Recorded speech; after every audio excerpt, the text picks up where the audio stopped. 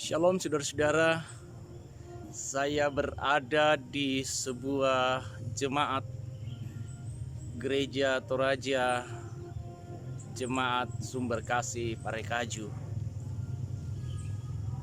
di sebuah desa di Kabupaten Lu, Sulawesi Selatan.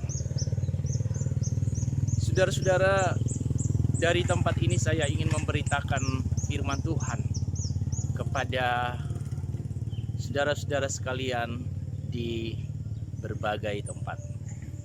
Sebelum itu mari kita sama-sama berdoa.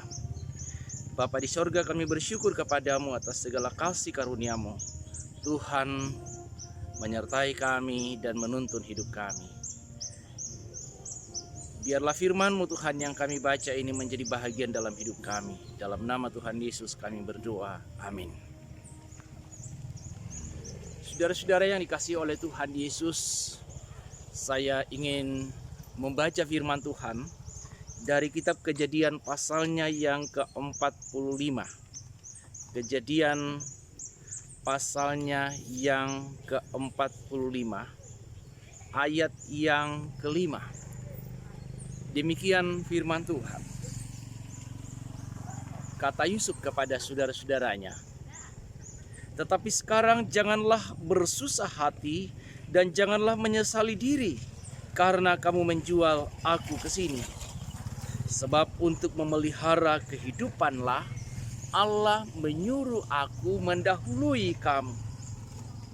Saudara-saudara yang dikasihi oleh Tuhan, kisah tentang Yusuf yang pertama-tama adalah seorang anak yang paling dikasihi oleh ayahnya dari 12 bersaudara.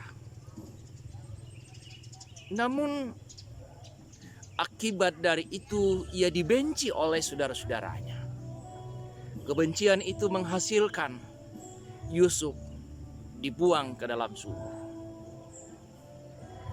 lalu dijual ke orang Ismail.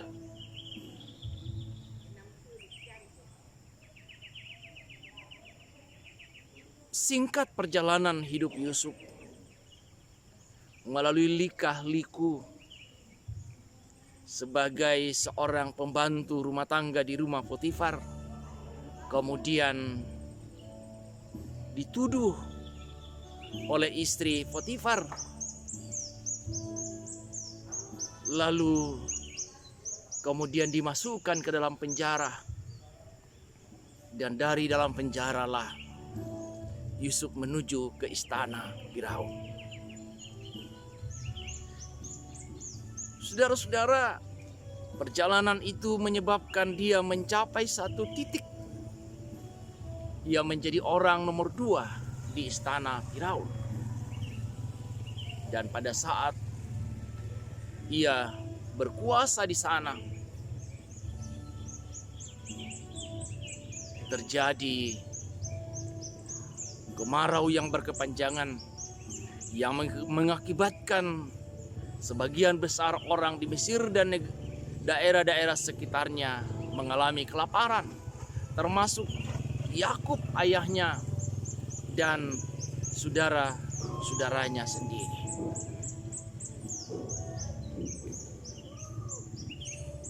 Apa yang terjadi kemudian? Ketika saudara-saudara Yusuf datang ke Mesir mencari makanan, ia akhirnya menemui Yusuf, seorang yang pernah dibuang, seorang yang pernah dijual, tapi kini ia menjadi seorang yang punya wibawa yang tinggi, jabatan yang tinggi, posisi yang baik dan menentukan di Mesir. Tentulah ketika mereka bertemu dan sadar bahwa yang ada di hadapannya adalah Yusuf, mereka menjadi ketakutan dan gemetar. Jangan-jangan Yusuf membalas kepada kita. Tapi yang terjadi adalah sebaliknya.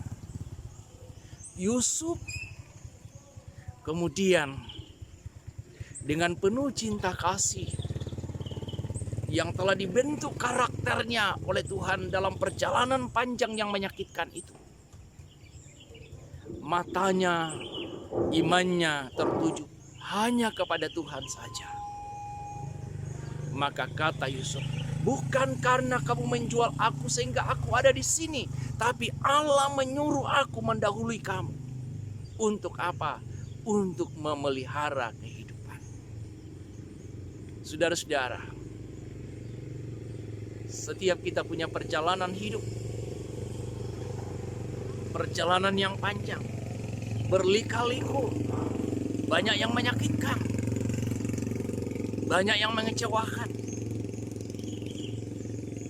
Tapi firman Tuhan mengajak kita saudara-saudara hari ini untuk juga berdiri sama seperti Yusuf dan berkata, bukan karena kamu yang melukai hatiku, bukan karena kamu yang membenci diriku, bukan karena kamu menolak aku, tetapi Tuhan punya rencana dalam kehidupanku, dan rencana itu adalah kebaikan kita semua, kebaikan semua orang. Kalau itu yang kita lakukan saudara-saudara, maka kita sesungguhnya adalah orang yang terus menghayati hidup ini, bahwa hidup kita ini ada dalam rancangan Allah. Apapun itu, kita ada dalam rancangan Allah. Entah di mana saudara hari ini, entah bagaimana posisi hidup saudara, apakah saudara sementara diproses, atau apakah saudara sudah seperti Yusuf yang telah mencapai titik-titik kesuksesan dalam hidup. Apapun itu, kalau kita sementara dalam proses, lihatlah itu sebagai sebuah proses di mana Allah sementara merancang kita, Allah sementara membentuk kita untuk masa depan yang lebih baik. Kalau saudara telah mencapai satu titik-titik keberhasilan dalam hidup, lalu menoleh ke belakang, ada orang-orang dalam perjalanan hidup itu yang saudara lihat tidak rela saudara mencapai titik-titik itu. Mungkin hanya pikiran subjektif kita saja. Tapi waktunya untuk melihat bahwa mereka dipakai oleh Tuhan untuk menguatkan kita, untuk menopang kita, untuk menjadikan karakter kita semakin kuat. Bukan sebagai penghalang yang mematikan. Itulah cara pandang orang yang takut akan Tuhan, yang terus merenungkan firman Tuhan dalam kehidupannya sehari-hari.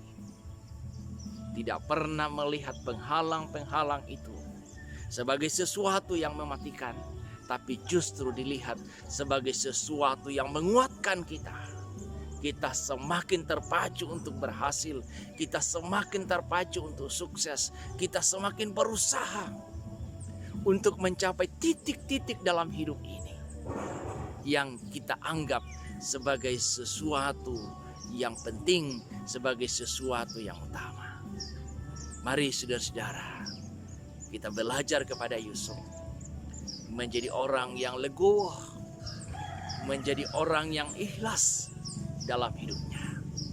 Sebab orang percaya tidak ada waktu yang kita lewatkan begitu saja tanpa makna.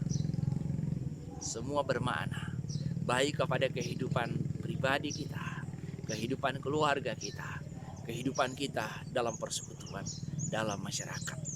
Tuhan sementara membentuk kita, Tuhan sementara menuntun kita untuk menuju ke tujuan yang Ia sudah siapkan.